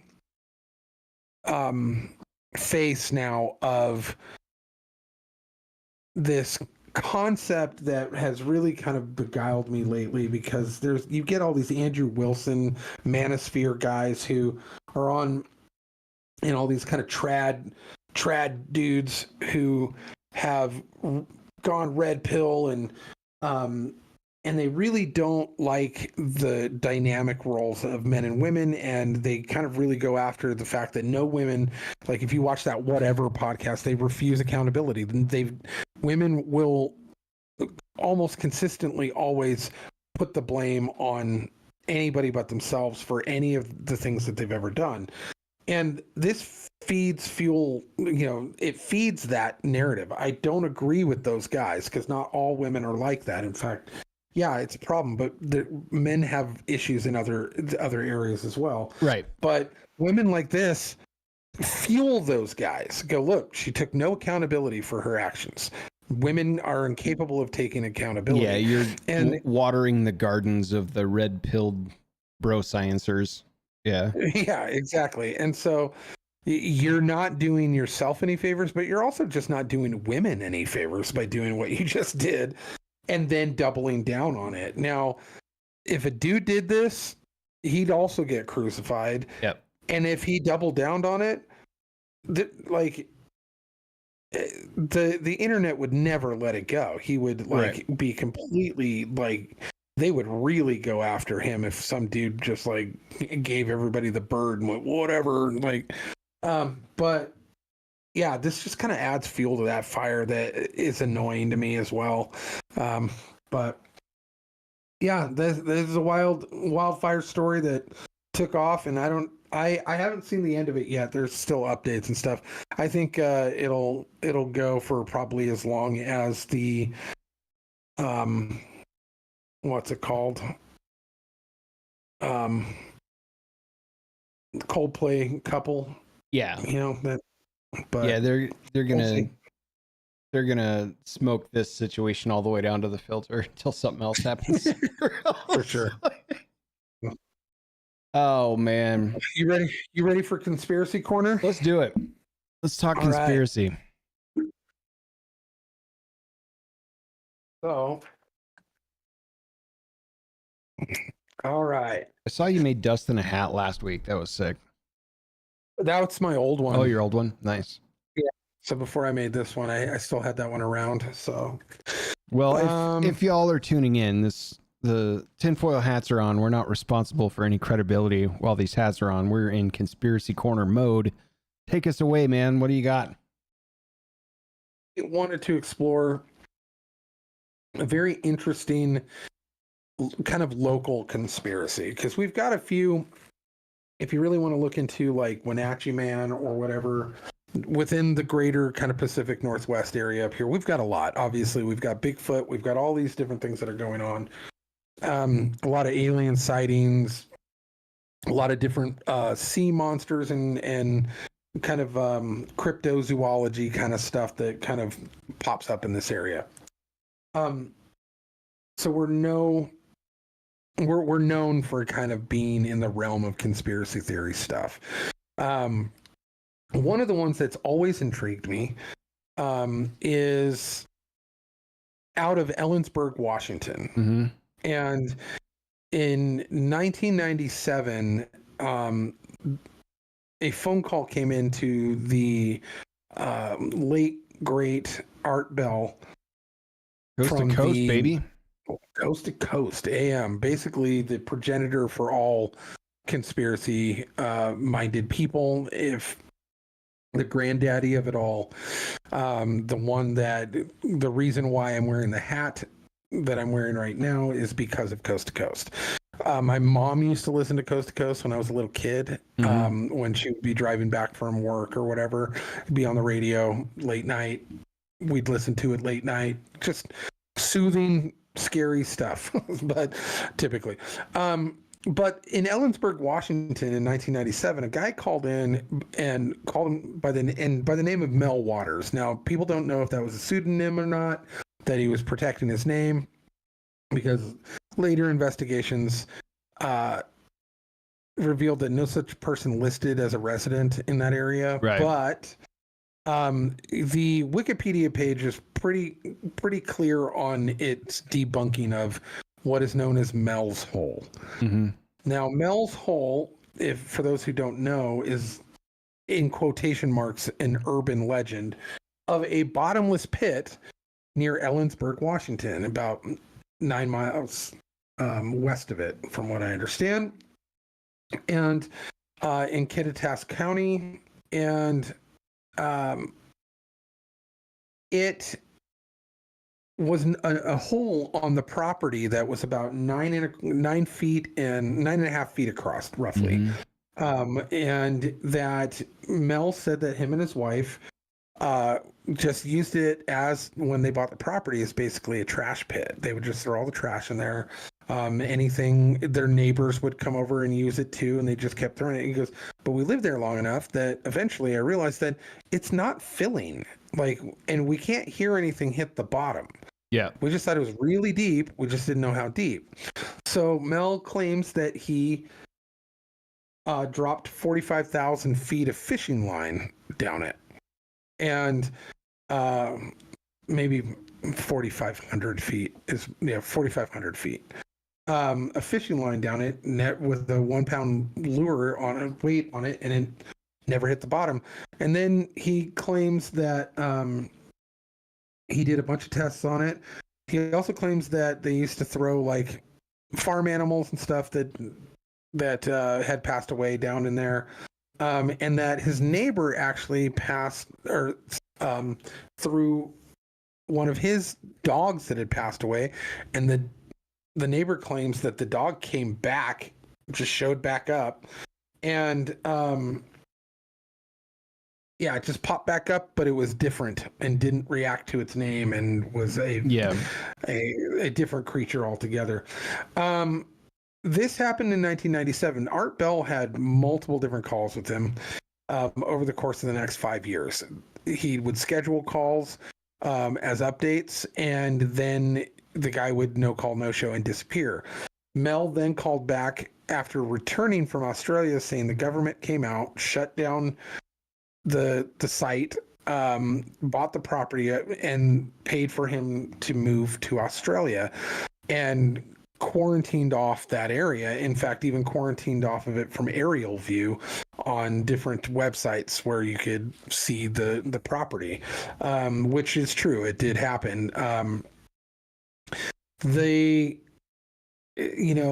a lot of references to people going out there to try to debunk it, that there was not a lot. The aerial coverage thing is true, but not so much the moving Mel to Australia part on the government's time, right? No, like he came back and called again from when he moved back from Australia, and he wasn't supposed to talk to anyone. Like, I watched a couple of different videos on this, and he came back and talked to Art Bell again, called back in and said, I'm not even supposed to do this. I have an NDA, but I'm going to call you anyway. He ended up disappearing again for a little while, but then showing back up later, saying that he had been kidnapped, showed up and woke up in San Francisco with needle marks in his arms in an alley. Yeah. Like all sorts of craziness. Like, Mel was documenting his journey through Mel's Hole for 5 years with Art Bell, popping up every couple of years or every 6 months or so. And Art Bell didn't really buy into it entirely, but you can hear the audio recordings of Mel. He doesn't sound like he's acting, and he has a lot of credibility to like the way that he tells the story, where there's details that only he would know, but he doesn't over detail things like a lot of storytellers would do. But he ultimately says that he got contacted by a Native American group in Nevada who said, hey, we want you, we've heard about the hole on your property that was so deep that it had no bottom, that it had weird electrical problems, like radio waves were coming out of it, songs and like baseball games from the 70s were coming out of it. There was a whole bunch of like different music and weird electromagnetic pulse stuff that was going on out of Mel's Hole in Ellensburg, Washington. All of these claims he made on the original Art Bell show, which then triggered the U.S. military to come out to his property and take control of his property and buy it and quarantine it off. Now, there's people who've gone out there and have taken pictures and have found the buildings he described, have found the what looks to be a quarantined off well that is exactly 9 feet and 9.25 feet across, right? That has a quarantined off area of fencing around it. Now, people say that that's just a well, but that's kind of exactly where he described it. So either he was making up a story about his well and then moved away and decided to continue calling about, Art Bell about all this stuff, or it is been sealed off and they monitor it and allow people to come take pictures, which is what a lot of the people within the conspiracy minded groups think. Now, going back to Going back to Nevada, the Basque people of northern Spain, between France and Spain, there's the Basque country. They have settlements in the United States. One of which is Boise. Boise is the biggest Basque settlement in the United States and the biggest Basque population outside of Spain. They are actually the ones that had the Native Americans contact them, because it wasn't on reservation land. It was on public land, this hole that they found that was within the realm of where the Basque community of Nevada actually had all their ranching stuff, and they found this hole, right? And it gets wild. He goes down there, starts helping him, but he's been diagnosed with like stage 4 throat cancer. But he goes down there and they start but this one's got like a metal ring and pipe that go down it, and it doesn't make any noise. Like it doesn't resonate any vibrations or anything like that. And he's documenting this, and he's telling everybody, and he's telling Art Bell this, and they start putting stuff down there, and it's coming back. Like they try to put buckets of ice down there because it's hot to the touch, but the ice doesn't melt. It turns to salt, and then they try to melt it, and then it lights on fire. And the ice bucket, the control bucket on the ground, was actually still, like, they would wait until it melted, and then they'd bring the bucket back up, and it hadn't melted, but it had changed molecular structure to a salt-like substance, and then they would try to melt it by putting it in the fire, and it would actually catch fire. The whole thing would catch fire. Like all sorts of craziness. So they decide they're gonna drop a sheep down it. I remember and they this. drop a sheep down into the hole, and I don't remember exactly what happened, but then they pulled it out, and it was not right. It had died, but it had been kind of weirdly preserved or cooked. And because the Basque people butchered sheep all the time, they decided to do a quick autopsy on it right there. And they cut it open, and it said it looked like it had been cooked from the inside out. But, and before I forget, I want to make sure, like, after this whole incident, I don't want to forget this. Mel's throat cancer got cured. Right. But what ended up happening was it had a tumor inside of it, but the tumor was moving and it was huge. So they pull it out and they cut open the tumor, and inside of it was what could only be described as a fetus that looked like a baby seal with human eyes and features. And they pull it out, and it's looking at them, and they don't know what to do with it. They have this kind of stare off with it for about 2 hours, and then they put it on the edge by the hole, and it looks at them and then goes back into the hole. Apparently this thing, to this day, according to these people, still comes out and hangs out with them, and they think it's a benevolent spirit. And it's this weird alien seal creature thing. And so it's also part sheep. Yeah, right. So so Mel is, because a lot of people have heard of Mel's Hole. Like anybody in Washington State, anybody in Idaho, we've all heard of Mel's Hole. People think that they're going to go out. Oh, let's go check out Mel's Hole. I had never gone down the rabbit hole this far. I did not realize that Mel's Hole was a saga that continued. Yeah, it's a huge thing. And so apparently Mel thinks to this day that creature cured his throat cancer. That baby alien seal thing cured his throat cancer.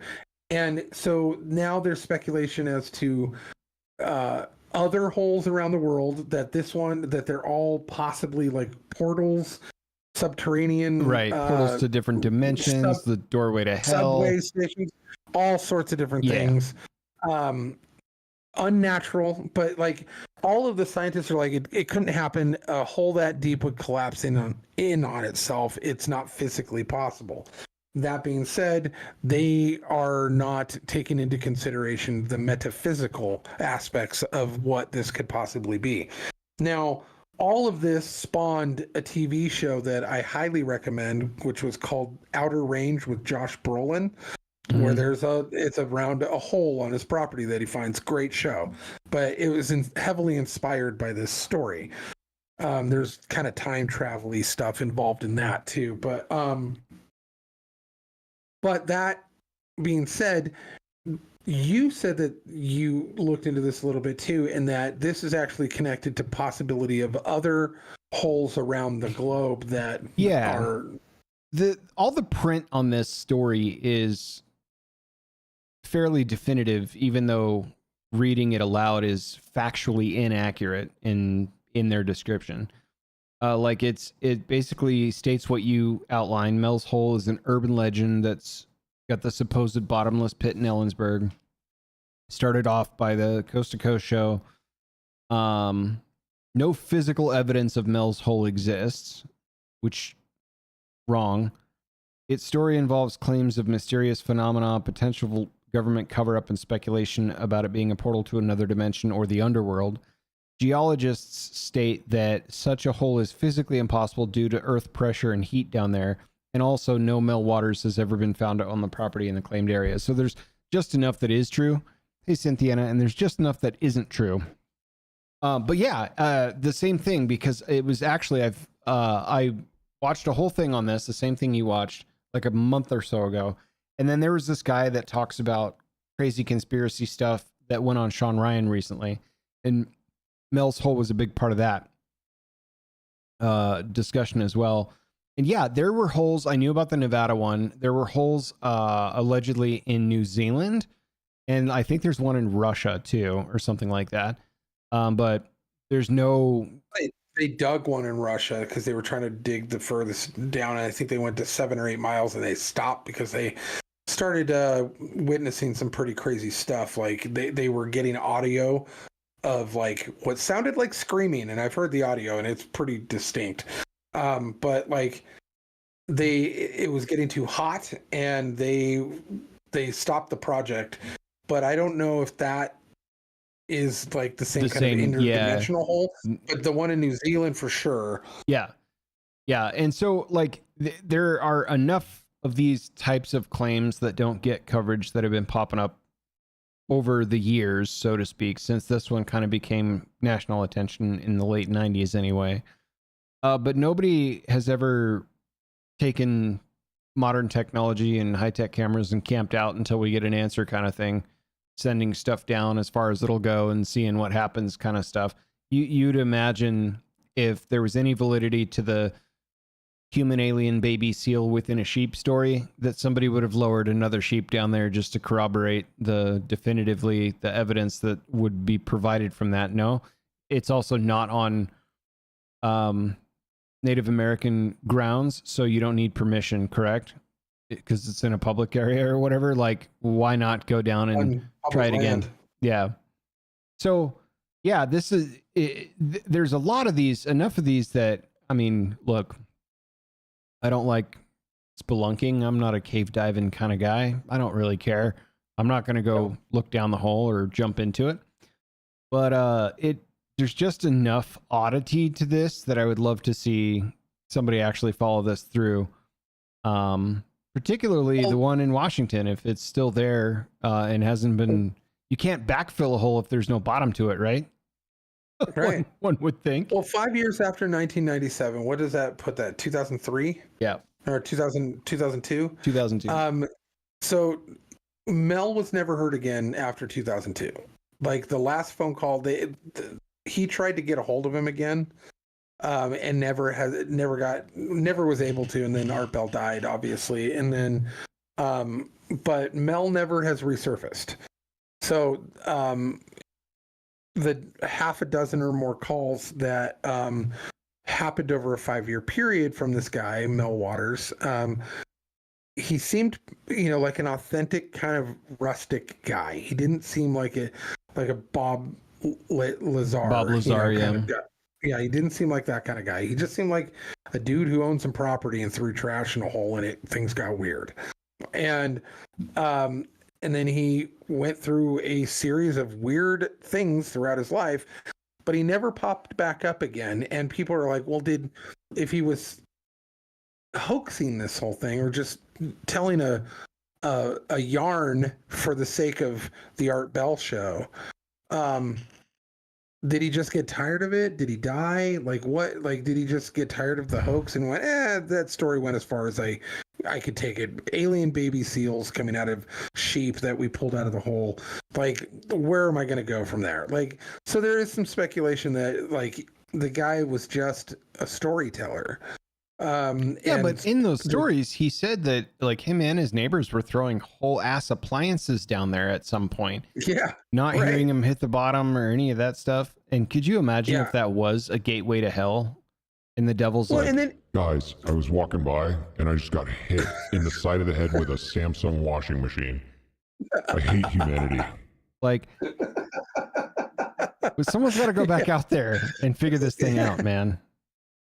Yeah. Well, the fact is that he was willing to throw his neighbors under the bus. Right. Like that, if he was to kind of try to quarantine that story so that you were unable to find the truth, as a lot of these kind of these tales tend to go. Like, we were the only ones out there that saw the alien. Well, but the military went, right? So declassify their report. Like, what did you find? I mean, the military was there, right? And he said, my neighbors threw stuff down there. My neighbor threw his damn dog down there.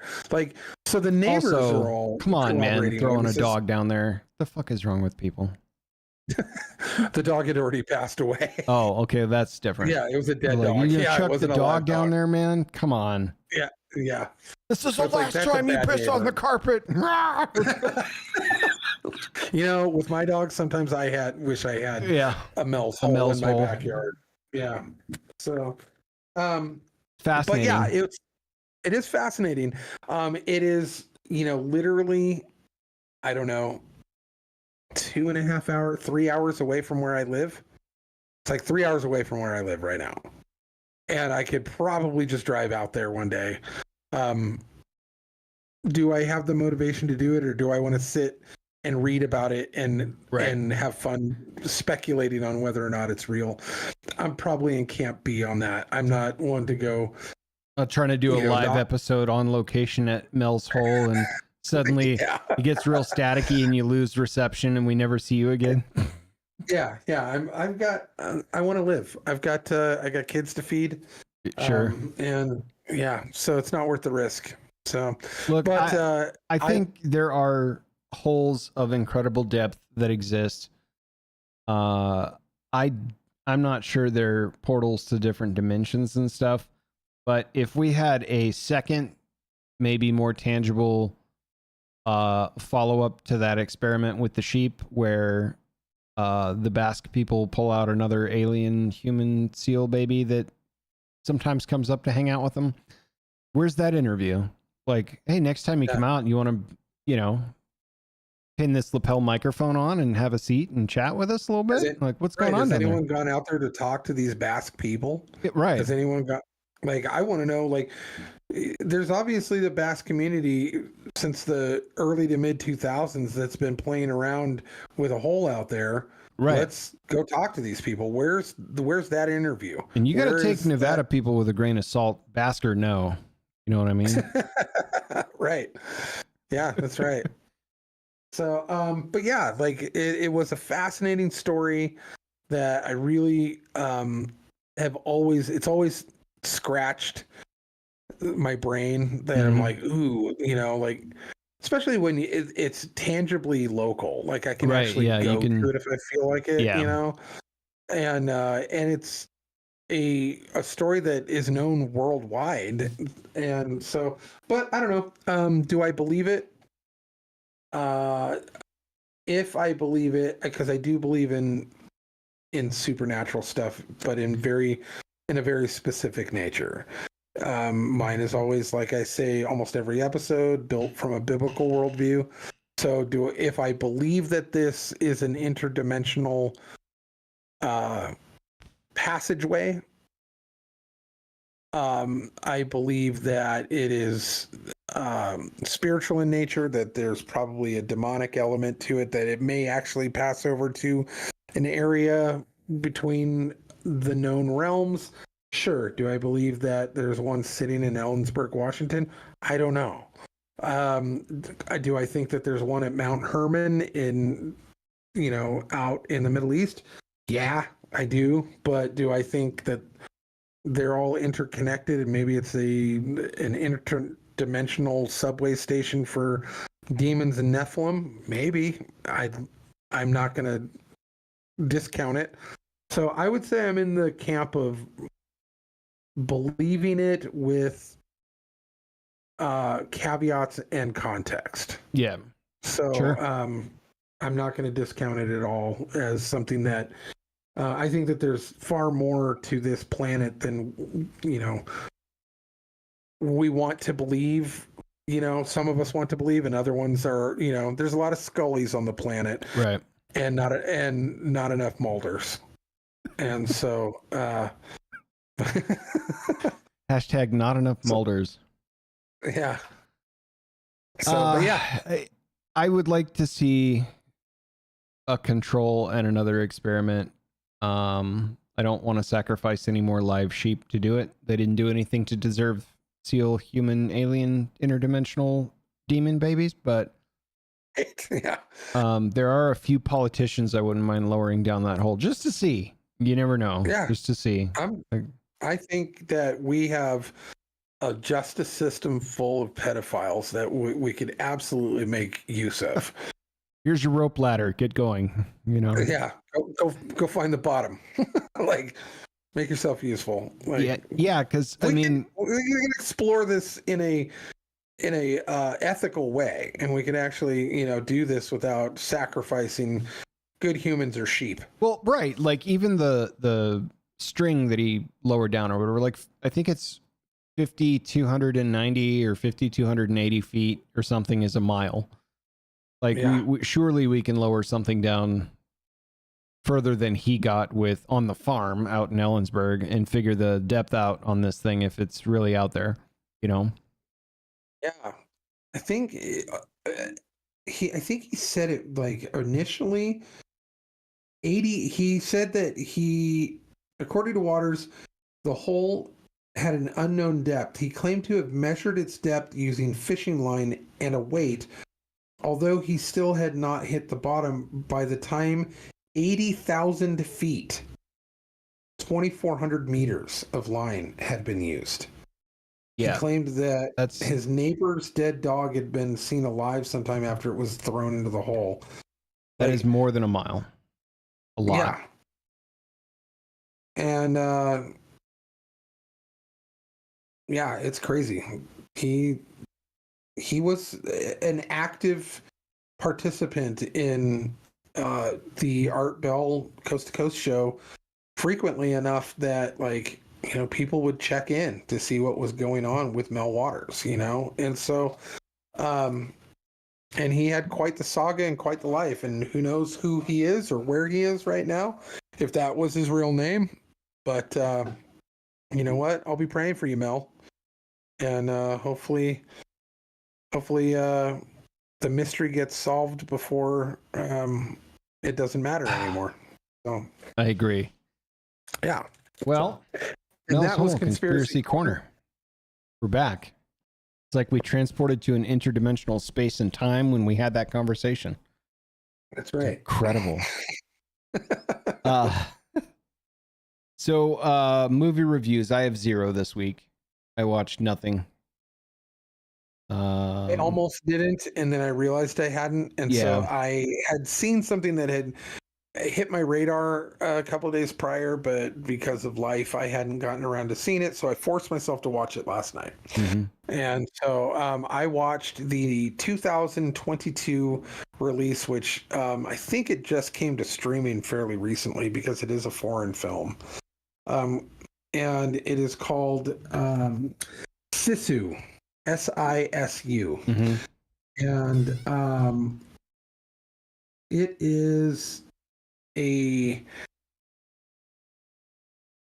action epic, one-person army action, period drama, thriller, and war movie all rolled into one. So, when an ex-soldier who discovers gold in the Lapland wilderness tries to take the loot into the city, German soldiers led by a brutal SS officer battle him. So he is played by the same director who did Rare Exports, which I was a big fan of. It's a really great Christmas film for anybody who wants kind of an offbeat Christmas film set in Finland, where they discover a burial mound that is the burial mound of Santa Claus, or really, actually, it turns out to be what's his name? The big horned goat, demon-looking Christmas bad guy. Krampus? Why am I? Krampus, thank you. Yeah. How do I know that? Krampus. Yeah, I was just blanking on the name, but Krampus actually, it's a Krampus movie, and it's a phenomenal movie. Rare Exports, definitely a weird gold gem out there. I highly recommend it. But it's by the same director, less fantastical, more based around when in 1944 the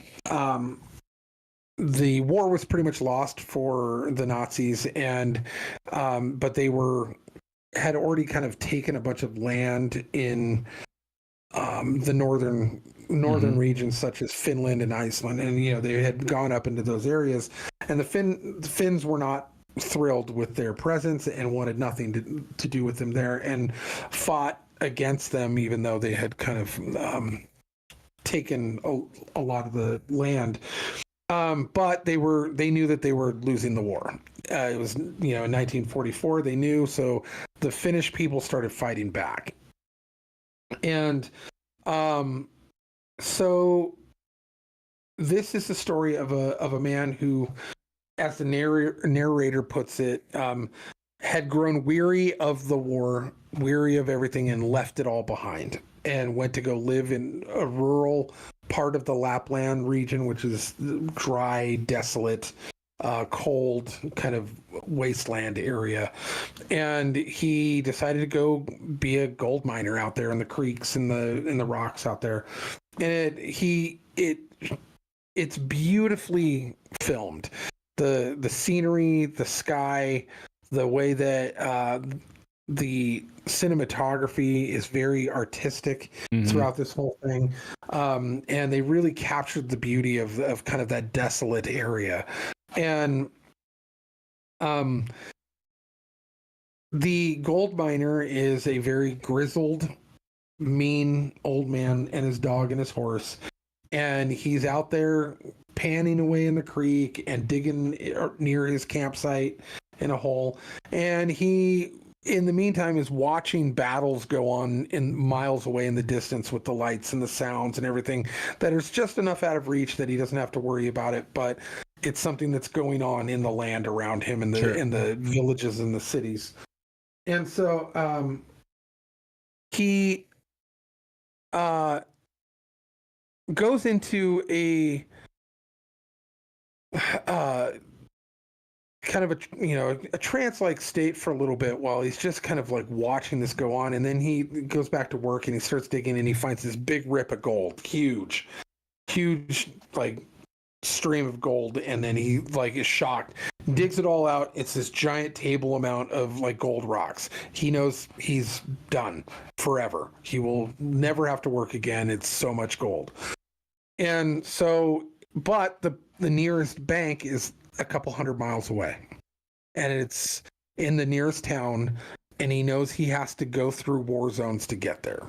Right. But he saddles up, has his dog following him, and starts heading in that direction with some saddlebags full of gold. He goes by one Nazi platoon tanker with a tank and a bunch of trucks and stuff, and a couple of caravan trucks with a group of girl slaves in them. And heads towards the town, the next group he comes past decides to try to stop him and take his stuff, which was poorly advised. And then from that point on, it is a World War II version of John Wick, and it goes full nuts. Turns out this man is a man of legend that is a super soldier, essentially, and they call him the immortal because he can't die, or everyone assumes that he can't because he just refuses to. And early on in the war, his wife and children were killed, and he goes full berserker. And the government even just let him go be a one-man killing machine for a while. And they're like, we can't stop him, so we're just going to let him go do his thing.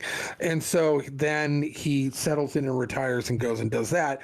They awaken the beast. He's just trying to go get his cash. And basically from that point on, it is some of the most creative death scenes and not Nazi slayings I've seen in a long time, and where he's throwing landmines and it's hitting people in the face and they just explode into dust, like all sorts of really fun things. Some of it gets a little far-fetched, but it is entertaining.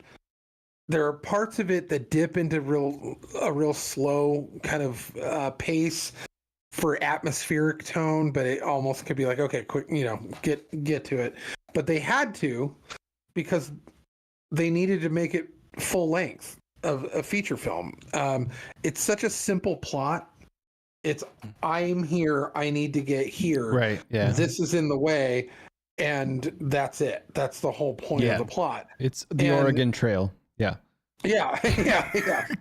And so, and he needs to get from point A to point B with some obstacles and death in the way. And so they needed to kind of stretch it out a little bit. And I think they did it artistically. Sure. And so, but overall, like, it was a real solid movie with some really fun parts in it. And then the end of it was just like, no flash, no twist, nothing. It was a beautiful, just like clear-cut ending, and that was it. And so I really enjoyed it for the purity of it. It didn't try to pretend to be anything it wasn't. It didn't try to like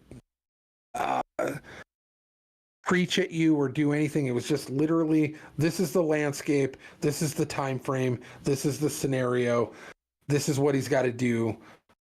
Go. Yeah. And then like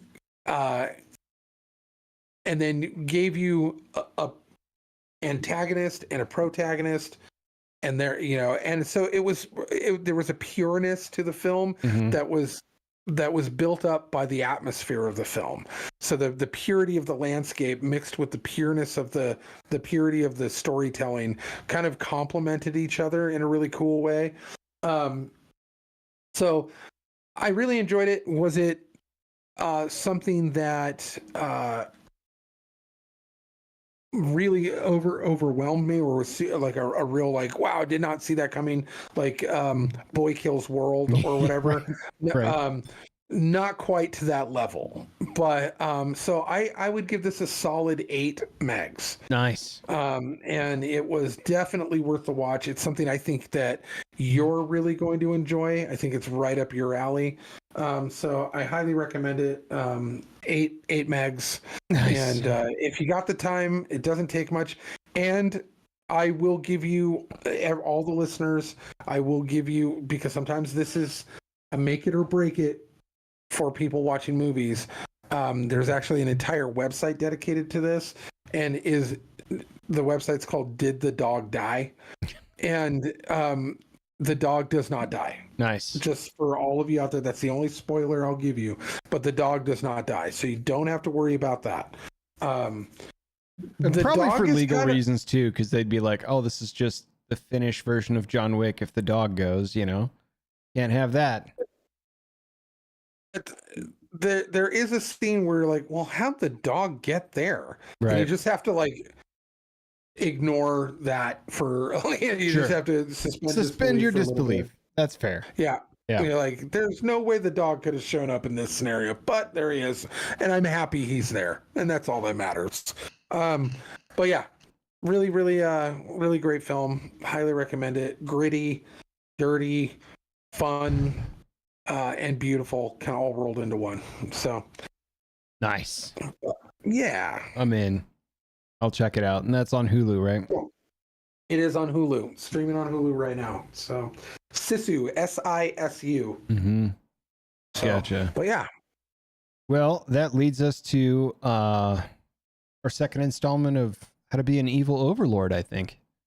it is, and I think as time goes on, it is becoming more and more apparent that you and I will eventually have to just take control, take command of things, but do it smartly. It's a blueprint. And do it in a way, yeah. It's a blueprint. And so this is the blueprint for